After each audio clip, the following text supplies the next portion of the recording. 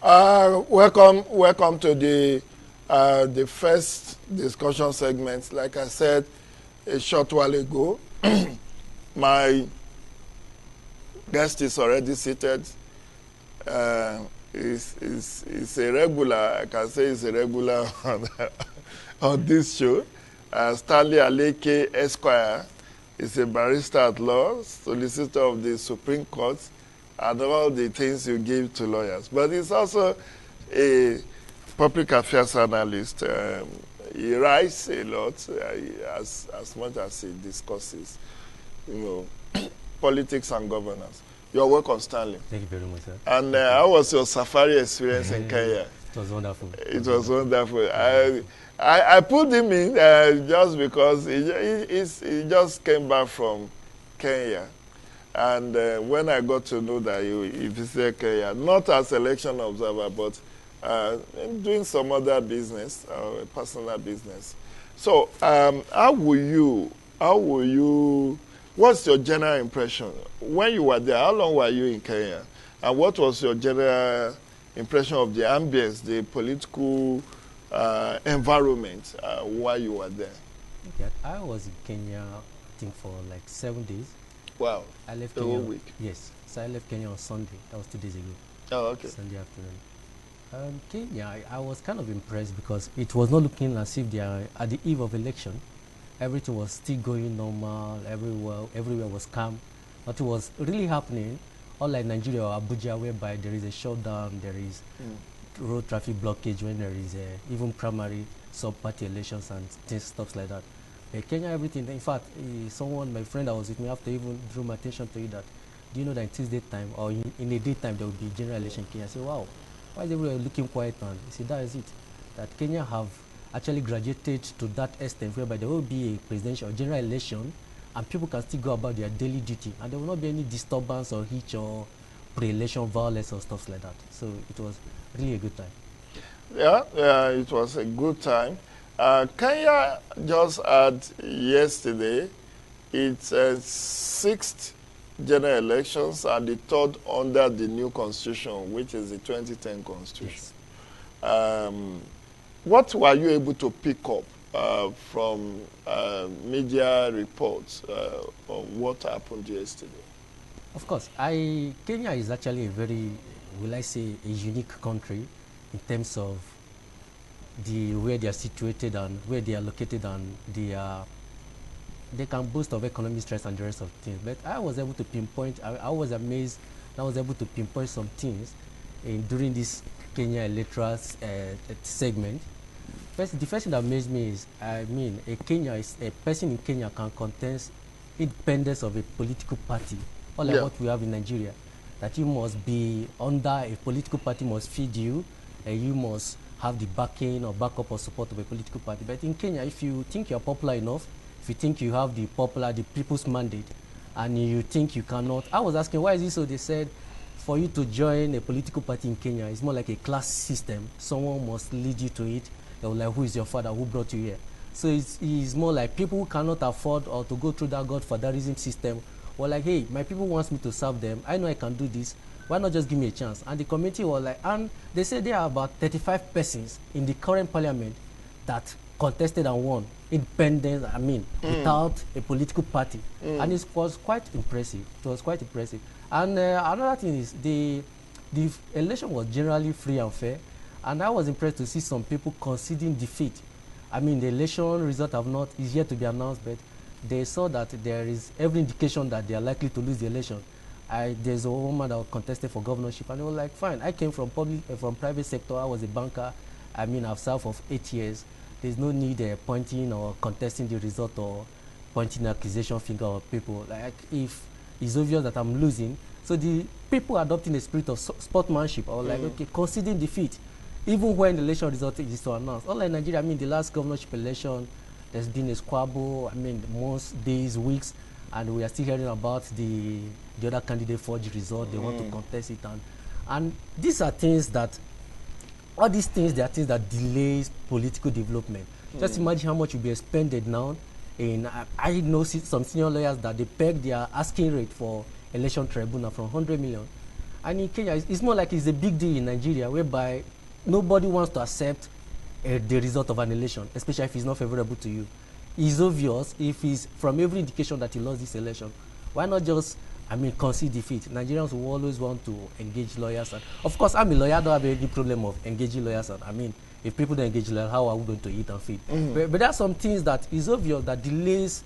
There are a lot of cases in court. There are a lot of, and Nigeria, the judicial system in Nigeria is quite unpredictable, considering what happened in Imo State. Bringing the current governor of Imo State. So those are the things that was quite notable during this Kenyan election. Well, I also picked up a number of things. First and foremost, the election is over, so let's do our projection. Who do you think will win? Yes, I think there are four candidates contesting the election. Presidential candidates. Yes, the presidential candidate. But truth be told, the battle is between two persons: the current deputy president, William Ruto. Yes, and the opposition leader, Raila Odinga. And people, the last time I checked, is more like a close mark, 50%, 49%. But the thing is, the current president of Kenya is supporting the opposition leader. So it's kind of a game. And people will ask, why is it so? It's thought to be supporting the deputy. They are the one that contested together.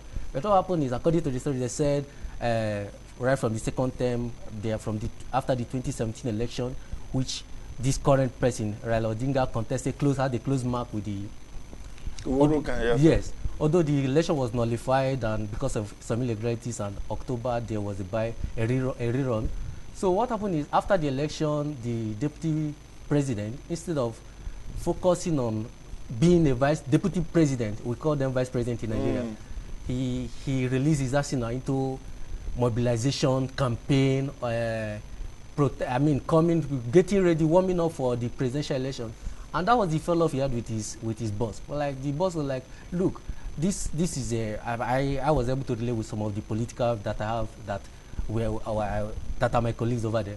So they say, the president was like, look, we just got in here. Why not just sit down and let's do some work? If it's close at the election eve, it will be understandable that you are all those things. They say he stopped going for cabinet meetings, he stopped being in the office. So due to that, and coincidentally, the opposition leader reconciled with the president in 2018. Yeah. So they merged the party. Handshake. Yes. So they were more like they merged the party and stuff like that. So why William Ruto is kind of popular amongst the have-not, amongst the masses. In fact, if you walk through the streets of Kenya and Nairobi, ask who are you voting for, they say William Ruto. He's using the slogan "Hustler Nation," that I'm one of you. He said he was a chicken seller.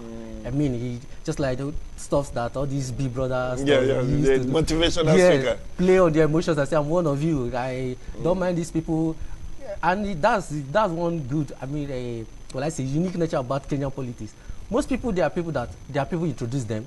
The opposition leader was the son of the first vice president.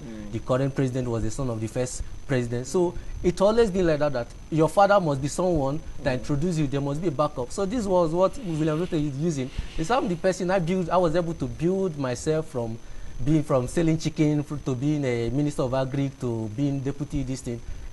A vote for me is a vote for all of you. So that's why amongst the street, amongst those that do not have much, he is the one that they are all looking for. But amongst the elite, the upper class of Kenya, the person they are projecting is Raila Odinga, the one that the president is also supporting. So it's more like a close mark. We don't know who will win, we don't know who will not win. Of course, there is something they call power of incumbency. I don't know how much that weighs, how much power of incumbency weighs in Kenya, unlike Nigeria, whereby the power of incumbency is a big deal. But let's see how it goes. It will be a close mark. But I really think, if you ask my personal opinion, I really think due to how much or how far, talking about the last projection I saw, William Ruto will likely win and make the winner of the election. Okay, let's see.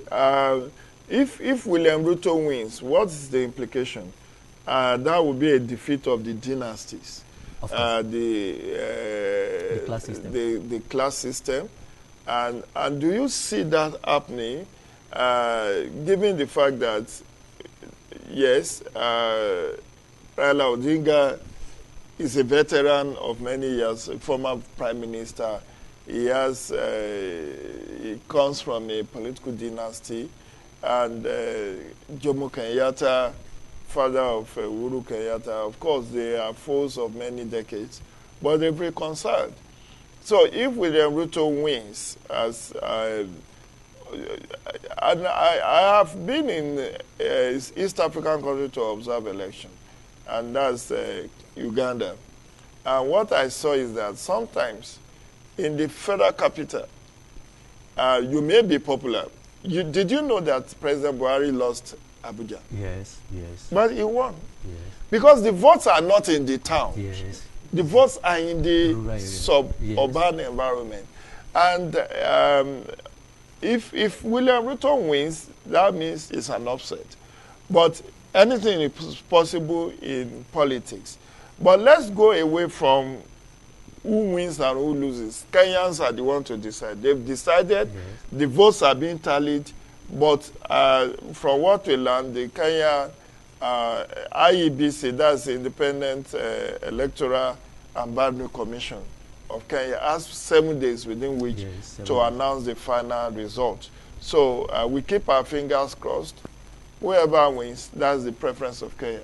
But what are the lessons Nigeria can learn? One, election in Kenya is for 12 hours, 6 a.m. to 6 p.m. Is that something that Nigeria should consider? Nigeria should. I mean, Africans, we are yet to get there, sticking to time. I mean, as of 5 p.m. Nigeria time, as of 7, I said that some people are still queuing up trying to cast their vote. Of course, the time frame, that's not just that. I was also, I think, talking about what Nigeria should learn, I was also impressed to see that being a Kenyan, even if you're not residing in Kenya, that should not deny you of your right to franchise. No, I'm just coming to that. Okay. That's one thing I first flagged. One, the election held on Tuesday. Yes. An election in Kenya is sacrosanct and set in the constitution that election will hold second Tuesday every 5 years. So every 5 years, second Tuesday, whichever day that falls, Okay. is the day you. The last election in 2017 fell on August 7. That was the second Tuesday. This time it's August 9. That was the second Tuesday. Just like in US, first Tuesday in November of the election year. Yeah. That makes the election day sacrosanct. And in Kenya, there is no shutdown of the system. And the election holds from 6 a.m. to 6 p.m., which is 12 hours.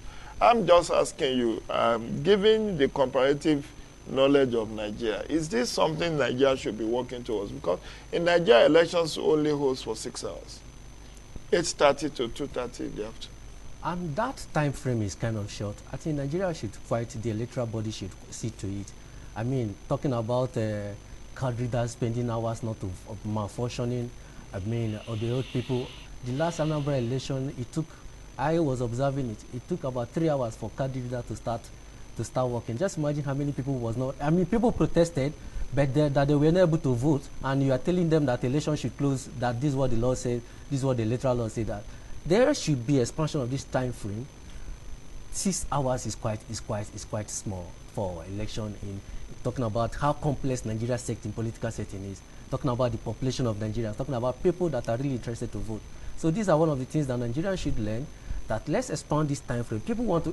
I think a lot they say it's better to be on the side of surplus than the side of. I mean, it's better that there is excess time than there is not much or enough time to vote. Yeah. So let there be that we peg it at 12:30, but people finish voting at 8 hours. I mean, we pegged it at 12 hours, but people finish voting at 8 hours. To be fine, then we peg it at 6 hours, but 8 hours people are still protesting. They still want to vote. So these are the coming back to the point I want to make. One of those that I advocate that you being a prisoner or being an inmate should deny your right to vote. I think Kenya is doing that. That's what we are coming to next. Okay. So, inclusion, political inclusion in Kenya. 3 things I want to flag. There's gender equity. Definitely. You have 47 reserved seats for women and 2 other parliamentary seats reserved for women. 1 for youth and 1 for persons with disability. That's gender equity. Then we have prisoners' right to vote as well as out-of-country voting. Do you or will you recommend that for Nigeria as well? It's actually a very welcome development, especially the inclusion of women, gender equality, and this thing. It was so, I mean, there's a popular Kenyan that is a disabled. I think he sings. That's what makes him popular. He was born with arms, and it was really a delightful moment watching how he was helped cast his vote. He was using his thumb, his leg to cast. So the help of people with disabilities, giving them that you can vote, that you are still a person. I mean, people in prison, telling them even if you are a prisoner, you are, although it was restricted, you can only vote or they are allowed to vote for the president. Yeah, it's only even yes. for out of country. Yes, it's only presidential election you can but vote. It's actually something that Nigeria should look into. I would be impressed if maybe next election I hear that they are pulling booths in Kuje prison. They should exercise their right to vote. If you are not on death row, you should have a right to vote. Even if you're right on death row, till you are, I mean, I can't remember the last time that court have even sanctioned a death sentence. So most of them have been on death row for life yes. imprisonment so and commuted to. Even if you're on death row, you should allow to exercise. This is a fundamental. You have been denied one, which is your right to live and right to freedom to move about. This one is an independent right. Your franchise right to vote. Despite the fact that it's restricted not to be voted for, but you have the right to vote. These are things that Kenyans are doing, that they are championing. I think these things came in. They made some adjustment after the 2007 the one the debacle that led yes, to over 1,000 deaths. The people were even thinking that they were at the brink of civil war. And that's why they adopted the 2010 election, made some changes and 2010 constitutional yes, reform. That's what they made them sit up when some things that are in Kenya electoral laws or something. You think these are Western world, these are things that are in Western world. I mean, I'm quite impressed that an East African country is taking that bold step. This is a country that Nigeria got independent 2 years before. 3 years. They got independent. Yeah, 1963. 1963. So, and it's rare for you to see. It's even once that there was an assassination attempt or military trying to take over, which is what's his name, Daniel Arap Moi, the longest serving president. And what happened is, according to the story, they say because of that, he say enough with being a nice guy, and he became a despot. So there are things that I learned going through Kenya, the laws and the city and everything. It was quite impressive that Nigeria should learn and adopt and adjust to. So for you, if you are a Kenyan and you are in diaspora, you can vote from 12 different countries. Yes. South Sudan, Tanzania, Qatar, Canada, US, and just 12 countries.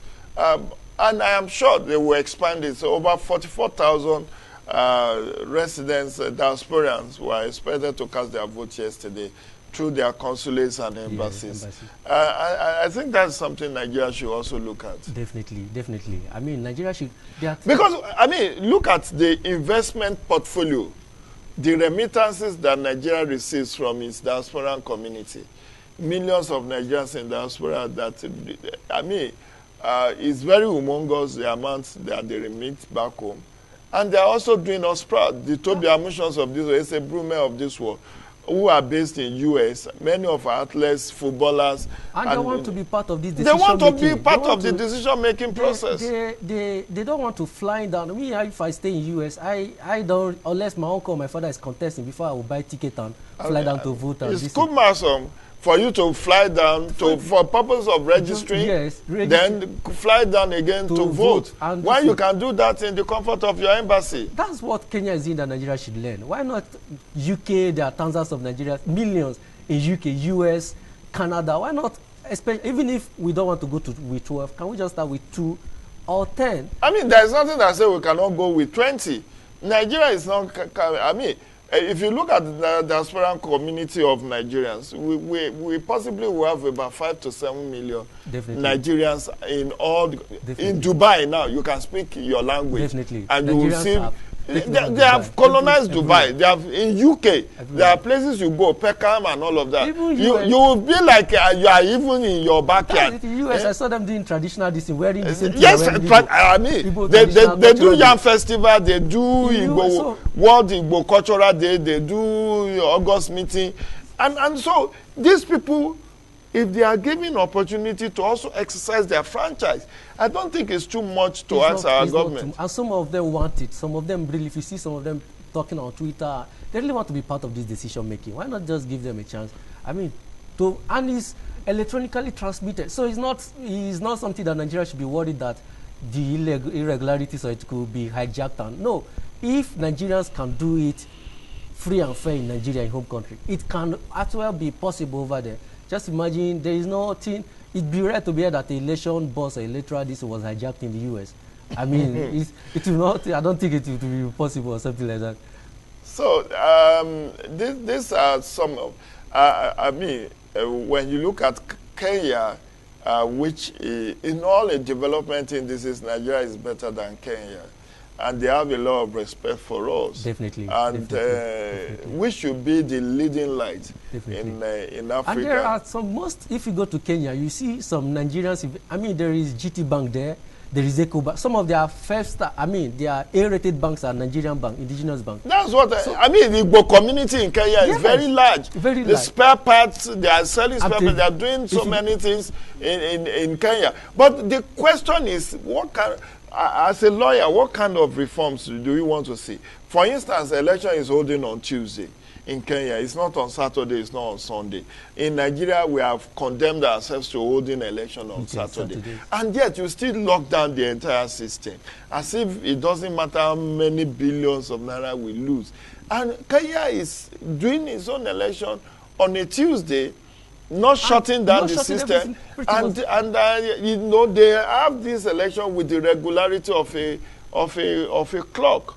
Nigerians have to. In fact, if I was livid during the past APC election, for the 3 days there was locked. I mean, we that walk around the city center from Metama, why will you cause a traffic jam? Like, they have to block from Ministry of Justice up till the first headquarters police. So if you are driving through there, you have to go and turn just because of it's not a general election and like a party convention. Just imagine there. I don't know why Nigerians are not getting it. I mean, there is a general election in Kenya. It was held on a weekday, and things was still moving normal. There was no shutdown. There was no traffic gridlock. Everything was normal. So Nigerians should really, if I don't know the reason, maybe security reasons but it's not necessary. There was not election violence. The last time Kenya recorded election violence was, I think, 2017 when 2007 was their worst. It was their worst. But in 2017, yes, there were protests, but there wasn't too many casualties compared to. It's just like our own that took place in 2011, where we lost 800 lives, according to Human Rights Watch. But at least from that time to date, we are not recording such high. So Kenya is also, yesterday's election also relied heavily on technology.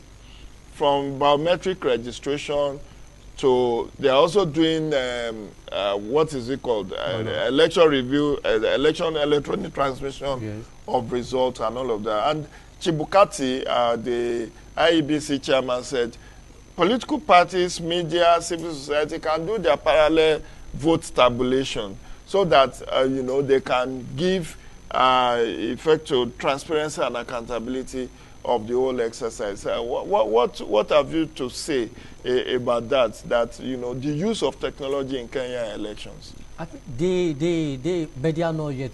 They are not there yet, because there was an old woman yesterday that was saying she tried doing the thumb printing and it was not working. But our beavers also do definitely fail. But at least it was quite impressive. But just like what Nigeria is doing, that if you're allowed to use electronic or manual, that's what happened in Kenya yesterday. But a court gave a decision last week that you can use both manual and electronic accreditation. Yes. And I'm only looking at it that Kenya is not afraid to give in to electronic use of electronic. I mean, they are fully into it, the use of electronic. Just that there are some polling in rural areas that it did not work, that they just have to, let's do manual. Yes. I mean, Kenya, they are really taking a bold step in the electronic voting and electrical transmission of votes, and it's something that other countries should learn. Other countries, especially West Other Eastern Africa countries should learn. that Kenyans are doing it. I mean, Kenya is a country that really struggled, that really fought for independence. That, I mean, if you go The to Mau Mau crisis, I'm telling the you, Mau Mau, you know, political guerrilla warfare that led to the exit of British. So the other thing I think Nigeria could also learn, aside from political inclusion of persons with disability, women, youth, is also the fact that Kenya has produced many female governors. definitely. Female governors. And the current running mate of the opposition leader is a woman. Former and that's if Raila Odinga wins, they said they will have their Kamala Harris. Yes. Because the running mate to Raila Odinga is a former Justice Minister. And he is also a Kikuyu, just like Uhuru Kenyatta. While Odinga is a Luo, and William Ruto is a Kalangi. But, you know, Kenya also have tribal politics anyway. But what we are saying is that women are given a fair chance to express it. Apart from those affirmative action, the seats that are reserved, even their electoral management body, out of 7, they have 2 women, and they have chairperson, and then the vice chairperson. The chairperson is a man, a lawyer, and the vice chairperson is a lady, which is training. So, unlike in Nigeria, we don't even have a vice to Professor Mahmoud Yakubu. Is that something we should also consider, to have chairman and vice chairman? I think that's something, yes. I think that's something in case if, because sometimes I was in one election month, I was helping a political party then register, and the problem is that Oga is not on seat. So who does Oga job if Oga is not on seat? So why is something that Nigeria should look into? There should be a vice, something should be in place, someone that should be in place. If Oga is not on seat, someone that could act in place of Oga. So there should be something that Nigeria should learn. It could be a woman too, just like what Kenya is doing. So that we have training. But the last one, because our time is almost up, is having election every 5 years. In Nigeria, we have our elections every 4 years. And I'm thinking, given the huge cost of running election in Nigeria, is it not advisable that we think out with our constitution and decide to have maybe maximum of 2 terms of 5 years each, so that elections, instead of holding every 4 years, will now hold every 5 years?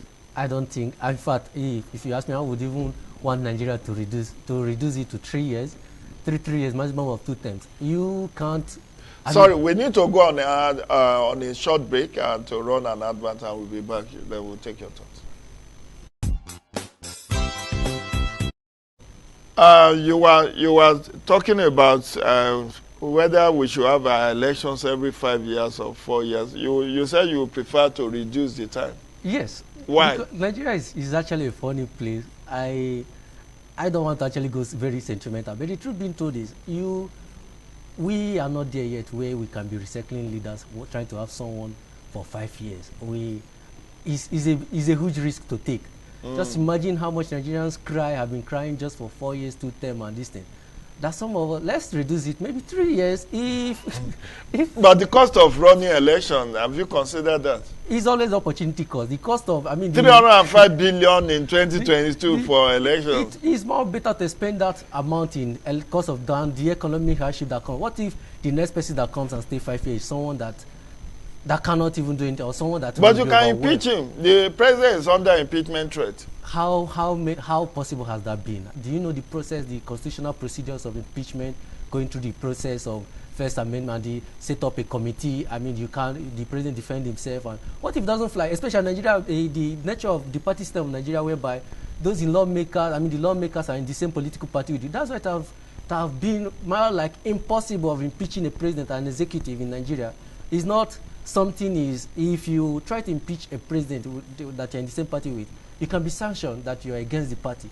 So that's the thing. Impeachment have not been something that is doable in Nigerian political history. So talking about impeachment, how many of our Nigerian presidents have been impeached? The current president have been on impeachment notice for how long now? They took it to another step. 2 weeks ago, they were protesting and saying, calling the president that he must go. That's not an impeachment process that is known to law. So if they really want to do it, going about what we're talking about, we should reduce it. We should not take the risk of going to 5 years. Is a huge risk. Okay, okay, I've heard you. It's just sampling of opinion. So you disagree that we should even increase it. But let's look at issue of party loyalty.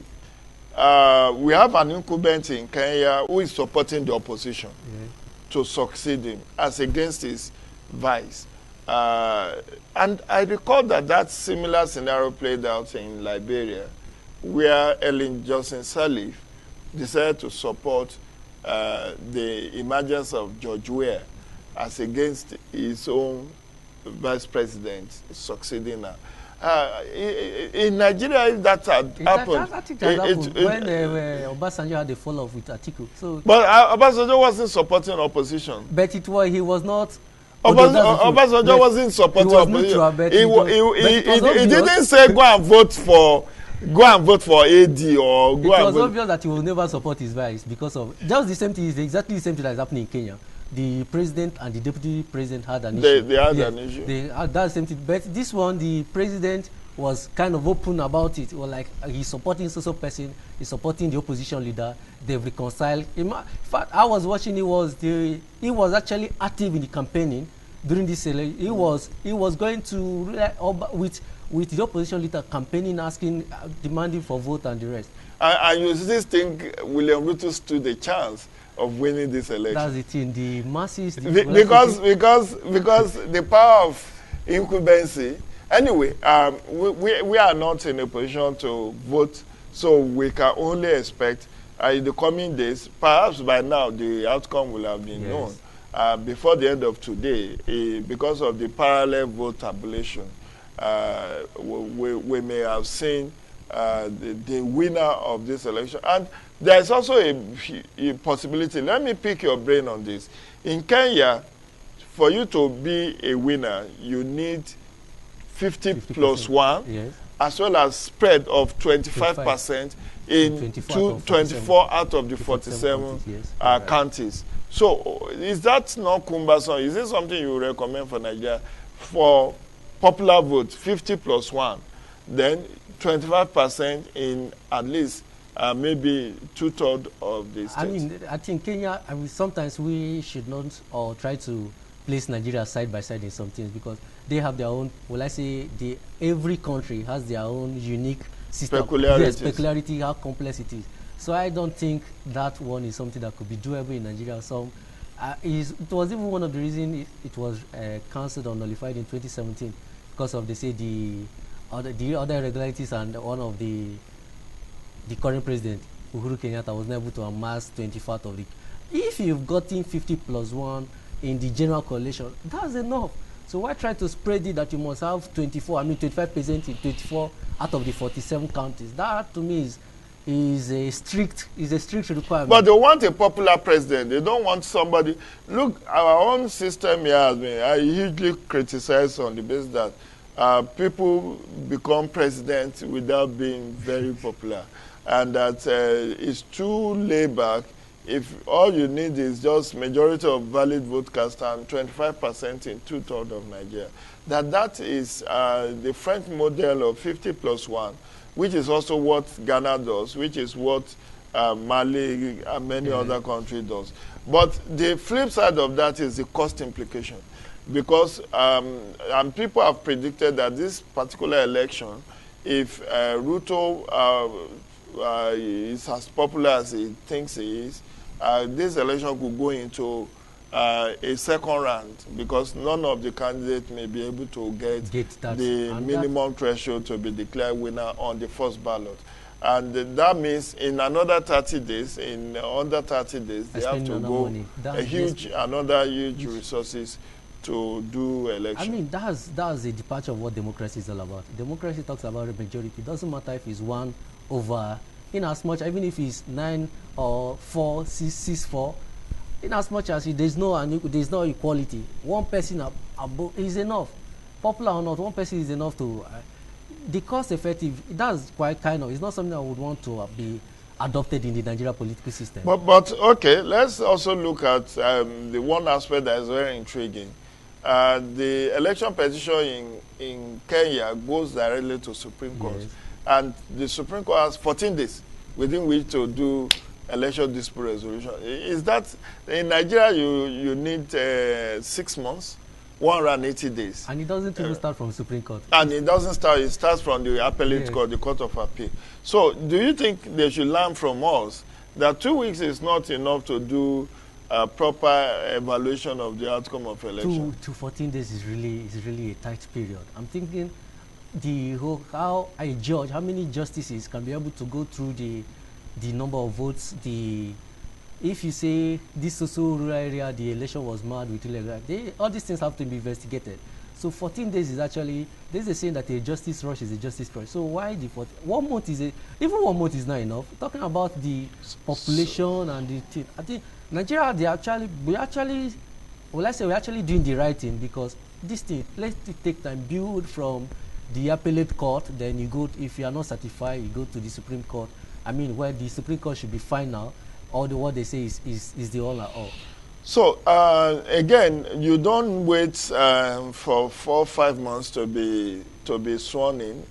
Within I think 7 days of the final result, if it's not challenged within 7 days, you'll be inaugurated as the next president. So there is no waiting for good or that. In Nigeria now, when the election is held on February 25, the winner waits till May 29 to be. It's no longer May. I think it's now June 12. Well, the June 12 is not constitutional. It's May 29 that we may still hold, even though Democracy Day will be celebrated on June. Because I think it's in the Constitution, the issue of May 29.